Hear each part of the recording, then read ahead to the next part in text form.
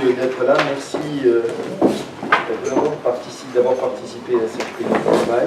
Nous avons certainement les mêmes préoccupations.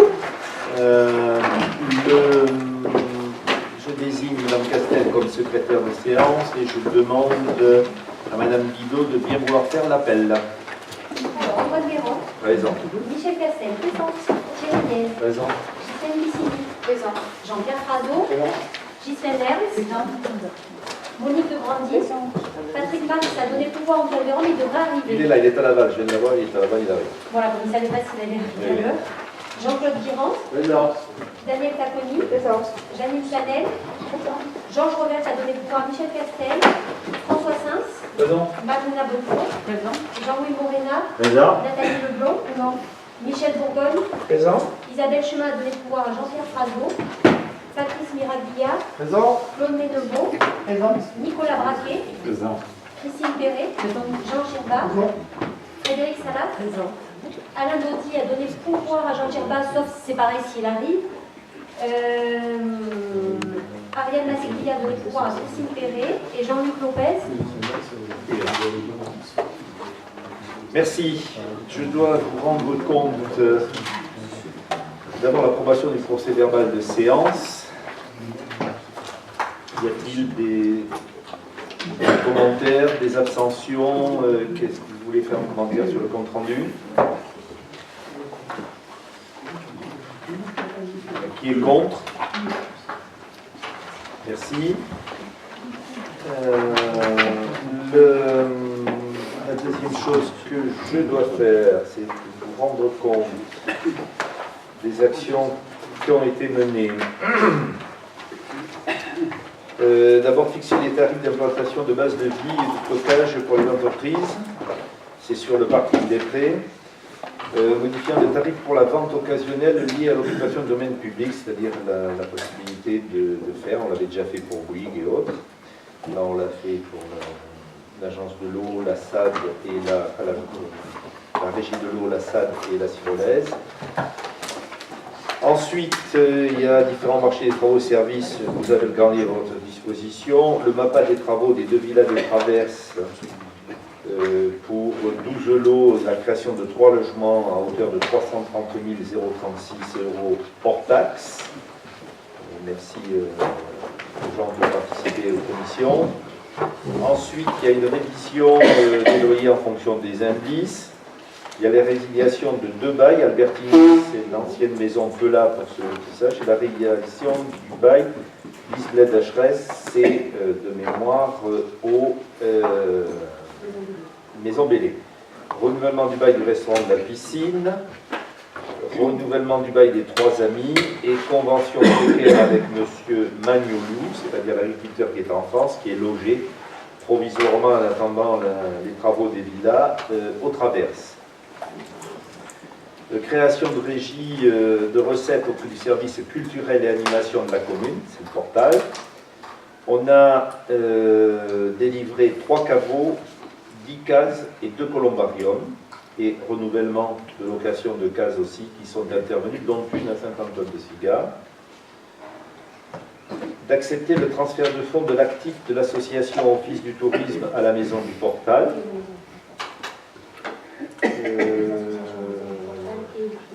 Et Office du tourisme, les deux. Et puis l'état du stock qui est à votre disposition du foncier détenu par le PFPACA sur la promesse de vente signée à la fin d'accord de BC est faite aussi sur le terrain qui se trouve à l'arrière du garage Castelli. Des promesses que nous allons traiter sur les traverses et sur l'Orté, c'est le programme mené par l'établissement public foncier local. Avez-vous des questions? Ça, c'est les actes qui ont été réalisés. Tous les documents sont là à votre disposition. C'était une information. Le premier dossier, si vous permettez, Patrick Marx va arriver. Je vais passer au dossier numéro 2 présenté par Madame Bissini. À chaud. Alors, cantine scolaire des écoles communales maternelles, élémentaires et primaires, accueil de loisirs sans hébergement, péri extrascolaire. Donc, modification du règlement intérieur municipal. Considérant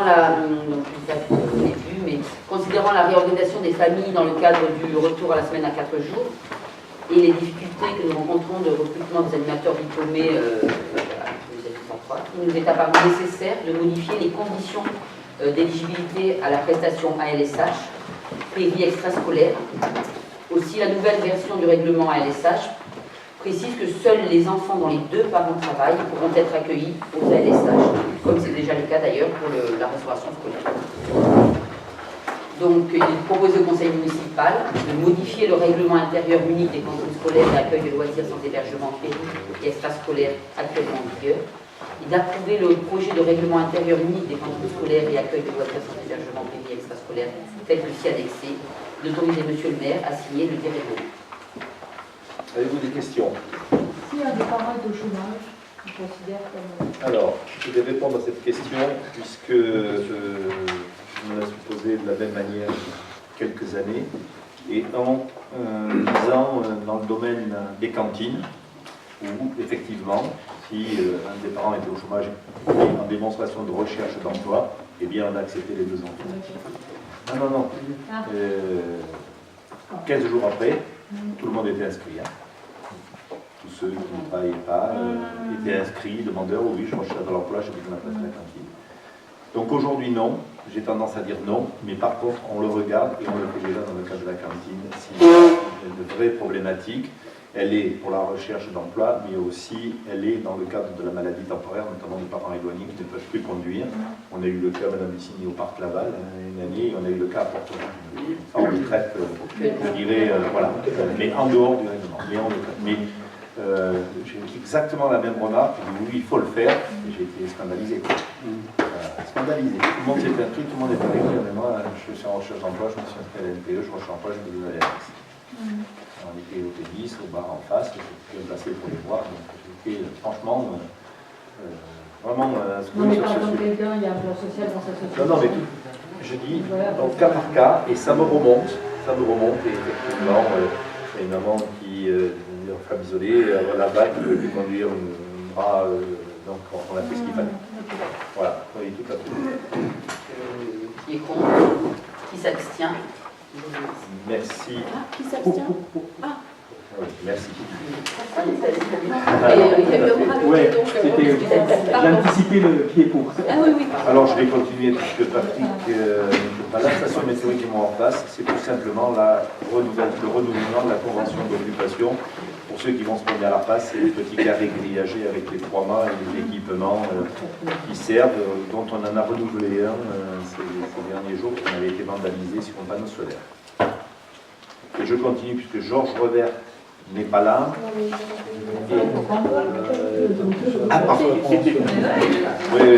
Qui est contre? Il y a pas mal. Qui est contre? Qui est pour? Merci à l'unanimité, oui. La journée est longue, ouais, t'as bien gagné. C'est bien, il y a qui suit. Il y a qui suit. Voilà.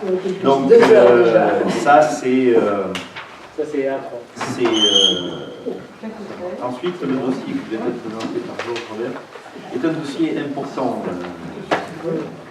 parce que il y a longtemps, et je parle sous couvert de M. Lopez qui s'en est occupé et qui a recherché avec moi depuis un temps, aujourd'hui l'itinéraire, alors, pour lequel je me bats au Randis, c'est pas du tout ça, mais il a été dénommé comme ça. L'itinérance, qu'est-ce que ça veut dire? L'itinérance, ça veut dire qu'on peut prendre un vélo électrique ou non électrique d'ailleurs, mais aujourd'hui c'est fait pour l'électrique parce qu'il y a cette montée en puissance de ça, et partir et aller dans les vallées de la métropole avec des étapes de l'accueil, de l'hébergement et des pistes balisées particulières pour faire. Les équipements qui sont mis en place. Dans un premier temps, il n'y a pas de mise à disposition de matériel électrique, même si la ville de Nice va mettre à disposition des vélos électriques, mais ils sont urbains, ce n'est pas des VTT, c'est l'objectif. Cet équipement, avec la métropole, ce conventionnement, j'ai souhaité que le Vin, ce soit un pôle important de départ, parce que beaucoup de demandes sont de dire, mais nous on s'en fout de passer par Nice. Bonsoir Monsieur Marie. On s'en fout de passer par Nice. On veut démarrer et le Vins serait bien. C'est pas nous qui sommes allés chercher, c'est eux qui ont dit ça. Et puis le Vins a aujourd'hui une forte attirance qui commence à nous poser problème pour 2 heures, demi-journée, une journée de vélo, de VTT notamment, et dont on ne les maîtrise pas. On travaille là-dessus avec ce gain pour essayer de les capter ou pas. Et un des moyens de capter ces populations, d'essayer de discipliner, d'abord en respect de l'environnement, en respect des sentiers, en respect des périodes de chasse, en respect des battues, eh bien on va créer autour du local qu'on a remis au club de Levins, qui est un des clubs leaders dans le département pour le VTT. Je crois qu'il y a des champions, et notamment Uriti, qui fait des prouesses en ce moment. Nicolaï a frisé le podium des 2 dernières manches. Donc on a vraiment une population importante et beaucoup de jeunes qui y vont. Et je dois rendre hommage au président Seguin qui dévoue vraiment beaucoup de temps. Bon, il occupe sa retraite peut-être, comme on me dit, mais en tout cas, il passe beaucoup de temps. Et nous allons être retenus pour avoir ce point de départ ou de convergence pour ceux qui ne veulent pas faire une itinérance complète et repartir, ce qui est notre cas, nous n'avons pas d'hôtellerie, même si on a peut-être des possibilités, on fait ça, mais en tout cas pas pour le moment.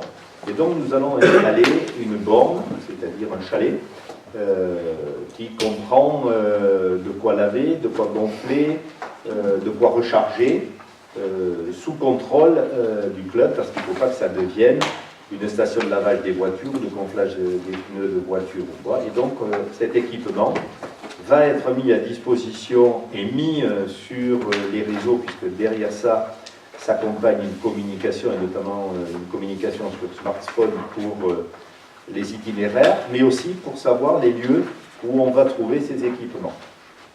Plusieurs places étaient pressenties, à la Fanga parce que c'était facile à repérer, la Madone c'est un peu plus difficile mais c'est contrôlé, sur le pré on a du mal à contrôler, il faudrait le mettre au milieu du pré et les voitures peuvent y aller aussi, il faut de l'électricité, il faut de l'eau, il faut de l'évacuation des eaux sales, donc on s'oriente vers l'installation de cette structure à la Madone dans le cadre du club de VTT et la gestion par ce club-là.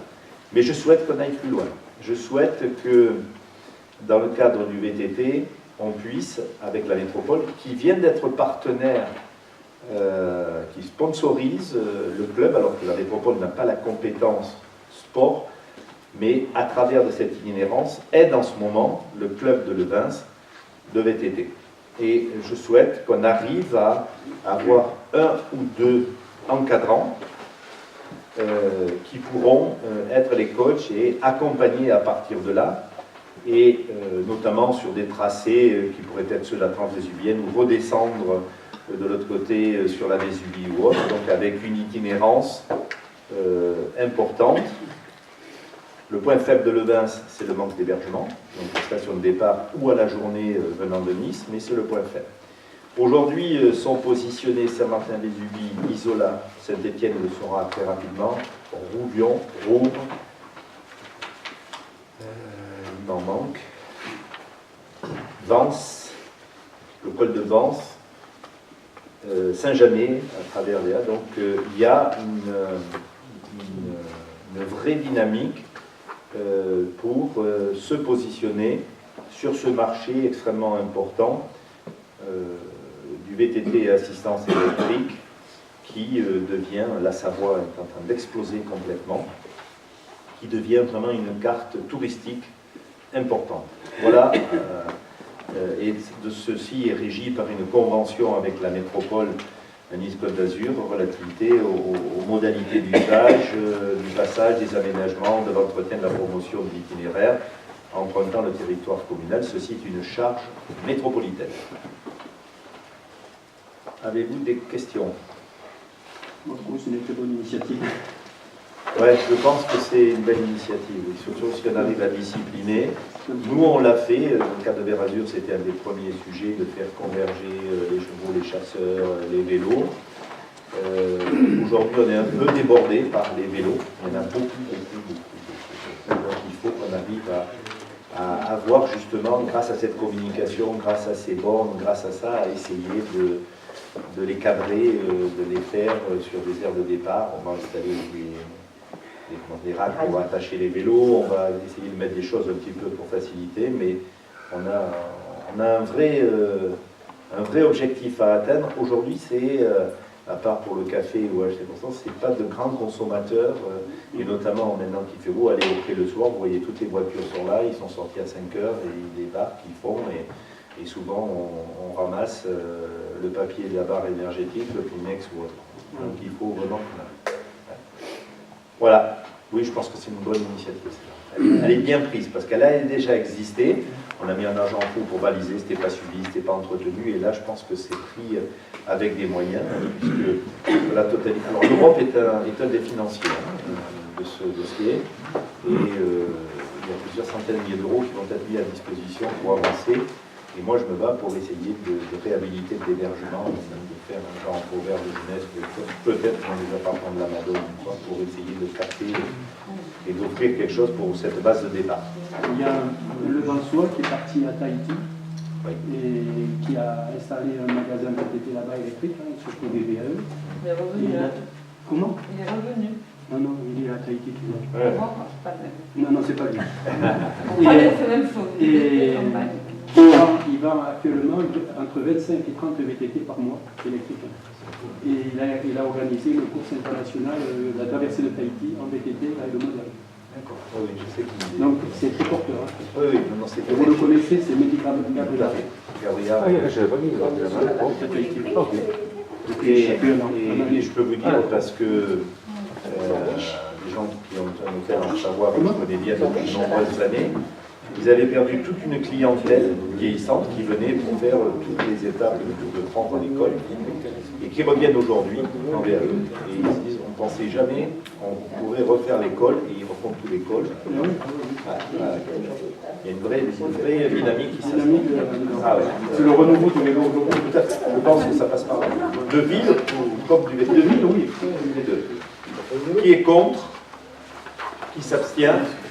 Je vous remercie, Monsieur Marc, j'ai le plaisir de vous passer la parole tout de suite. C'est gentil, j'en profite pour m'excuser de mon mandat. Si peu. Ça concerne donc une délibération pour l'attribution des indemnités communales aux agents des impôts au titre de l'année 2017. Alors, considérant les prestations fournies en la matière par mesdames Elisabeth Dargéo et Caroline Pouget, agents des impôts au titre de l'année 2017, il vous est proposé d'allouer à Mme Elisabeth Largéo l'indemnité communale de conseil d'un montant de 265,27 €, d'allouer à Mme Caroline Pouget l'indemnité communale de conseil d'un montant de 192,07 € et d'inscrire au budget en cours les crédits nécessaires. Qui est contre? Qui s'abstient? Merci. Monsieur, vous aurez la même. Voilà, Monsieur Frason, vous avez la parole. Voilà, bon. Faisant suite à la réunion que nous avons eue tout à l'heure, je vais vous lire l'intégralité du texte qui s'adresse surtout à la vidéo, donc pour que la population puisse prendre en considération la totalité de cette délibération. Opération d'habitat mixte, commerce et services sur le site des Traverses, promesse de vente, cession des fonciers communaux à la société La Maison Familiale de Provence, autorisation à la Maison Familiale de Provence de déposer les permis de construire.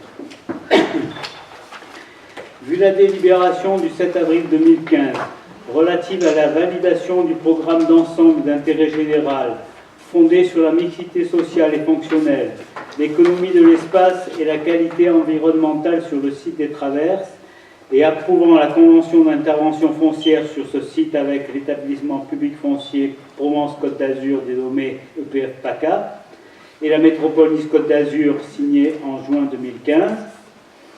Vu la délibération du 11 octobre 2016 approuvant le périmètre de l'opération et donnant un avis favorable à la réalisation sur le site des Traverses d'une opération à dominante habitat en mixité sociale et fonctionnelle, commerce et services, à l'acquisition par voie d'expropriation des biens nécessaires à la réalisation de ce programme et sollicitant la métropole NCA pour la mise en œuvre de la procédure de déclaration d'utilité publique avec mise en compatibilité du PLU et de cessibilité.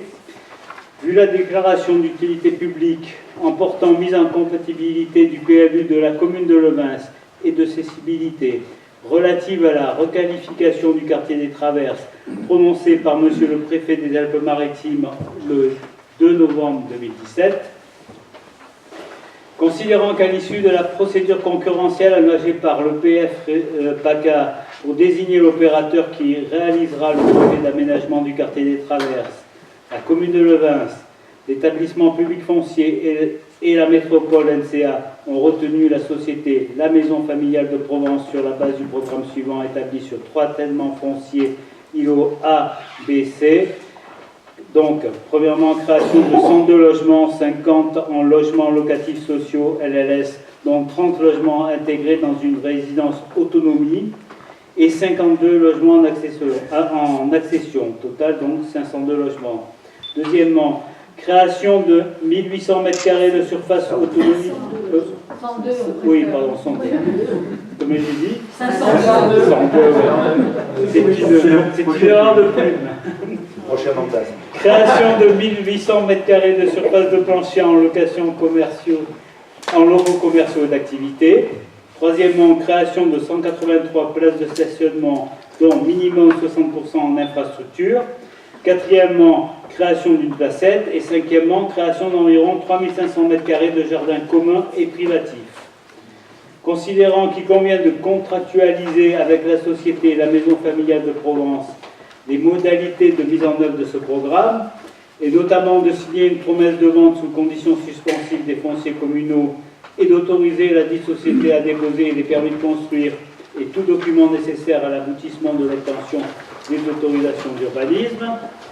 Considérant que les constructions projetées portent sur les fonciers communaux suivants, donc là on énumère 1, 2, 3, 4, 5, 6, 7, 8, 9, 10, 11, 12, 13, 14 parcelles en secteur AD pour un total de 7726 m².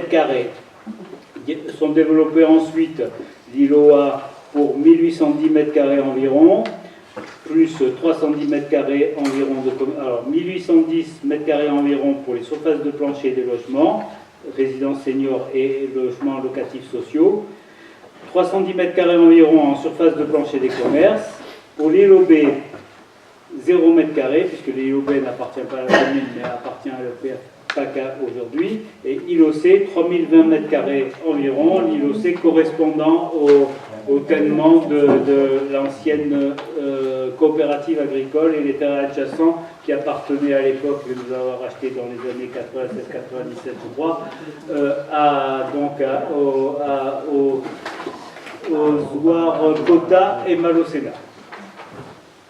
Il est donc proposé au conseil municipal de valider la promesse de vente à intervenir entre la société La Maison Familiale de Provence et la commune, conformément au projet joint, de charger l'étude préligenvée notaire à Levens d'établir sur la base de ce projet le document définitif de vente sous conditions suspensives des biens susmentionnés entre la commune de Levens et la société Maison Familiale de Provence, d'autoriser la société Maison Familiale de Provence à déposer les demandes d'autorisation de permis de construire et tout document utile à l'obtention des permis conformément au programme retenu sur les parcelles ci-dessus mentionnées, 6 quartiers traverses, et à effectuer toute démarche nécessaire permettant notamment de lever les conditions suspensives. Je précise qu'il sera déposé 3 permis différents, un sur le tènement A, un sur le B, un sur le C, mais qui seront déposés en même temps. Alors, avant de laisser la parole à Jean-Pierre et aux questions, je voudrais d'abord formuler quelques remerciements. Jean-Pierre l'a dit tout à l'heure, d'abord un opérateur à taille humaine, mais surtout l'établissement foncier régional, et je le dis devant la presse, notamment en la personne de sa directrice générale, Mme Bertolino, qui s'est beaucoup investie à nos côtés, et de toutes les personnes de l'EPF qui ont travaillé, bien sûr des élus qui se sont mobilisés, Sens, Jean-Pierre et tous ceux qui ont travaillé sur ce sujet à mes côtés, l'incontournable Valérie Guido, Le service mais d'urbanisme. le service d'urbanisme, la métropole, et notamment les services de Dominique Estrosi à la période, à la personne de...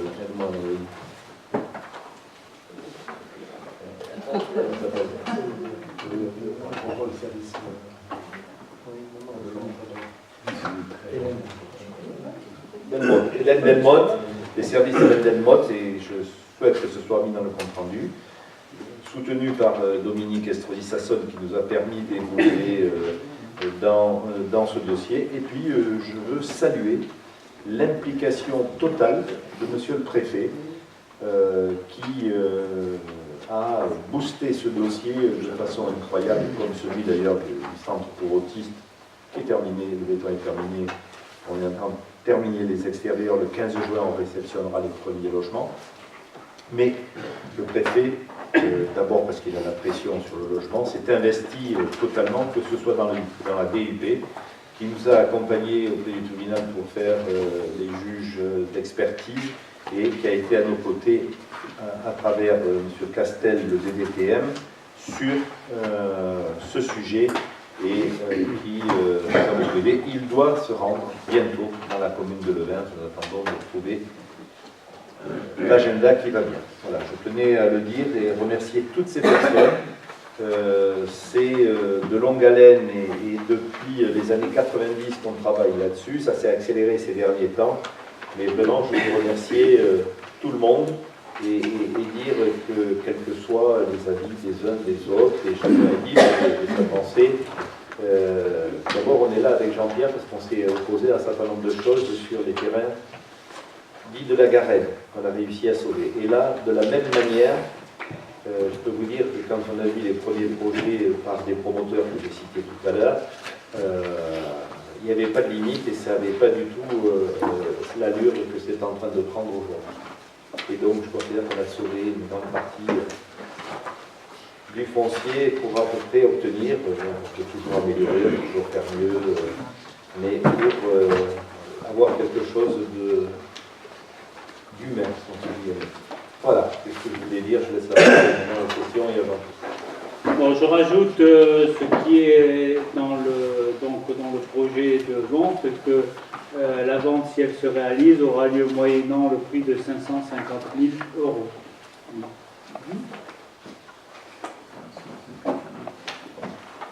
Et nous répondons aux questions.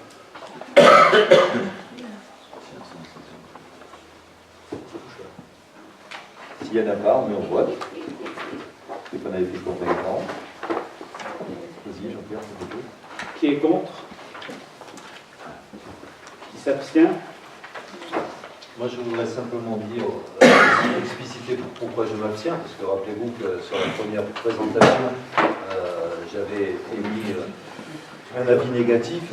Donc, je reconnais que malgré un projet corrigé, puisqu'on est quand même à moins 43 logements par rapport à ce qui avait été présenté sur le projet initial. Parler trop vite. Voilà. Donc, partant de là, ce qui nous a été présenté, effectivement, et je vous rejoins, à, me semble-t-il, une proportion plus raisonnable, plus familiale, je dirais même, mais je reste quand même assez dubitatif sur la nécessité d'une surface commerciale aussi importante, et j'émets, à titre personnel, quelques inquiétudes quant à l'impact sur nos commerces de proximité locaux. C'est pour cette raison-là que, contrairement à mon précédent vote, je m'abstiendrai. Nous en serons reconnaissants. Nina et Patrice Magalia. Je vous remercie. Merci. Et donc, s'il n'y a pas de questions diverses, le conseil municipal est terminé et je vous remercie de votre présence.